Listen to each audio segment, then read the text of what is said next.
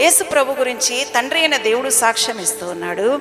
ఆ తర్వాత అతడు చేస్తున్నటువంటి క్రియలే తండ్రి అయిన దేవుడు అతను పంపాడని సాక్ష్యం ఇస్తూ ఉన్నాయి అని వ్రాయబడింది. దేవుడు మన గురించి సాక్ష్యం చెప్తూ ఉన్నాడా? ఆయన ఆనందపరిచేటువంటి క్రియలు మనం చేస్తూ ఉన్నామా?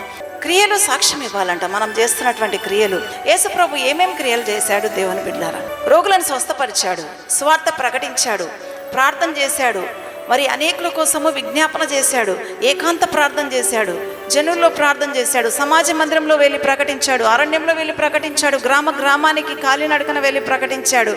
యేసు ప్రభు చేసినటువంటి క్రియలు మనం చేస్తున్నామా? గంట ప్రార్థన చేయిస్తున్నావా? ప్రతిదినం అపోస్తుల బోధ యందు పెంచబడుతున్నావా? ప్రతిదినము ప్రభు భోజనంలో పాల్గొంటున్నారా? ఏకాంత ప్రార్థన ఉందా? అనేకుల కోసం ప్రార్థన చేస్తూ ఉన్నామా? ఈ క్రియలన్నీ కూడా మనం చేస్తే ఈ క్రియలే మనల గురించి సాక్ష్యం ఇస్తాయంట మనం దేవుని బిడ్డలమని.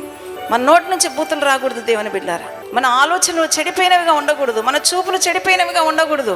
మన క్రియలను మన గురించి సాక్ష్యం చెప్పే విధంగా పరిశుద్ధమైనటువంటి క్రియలు మనం చేయాలి.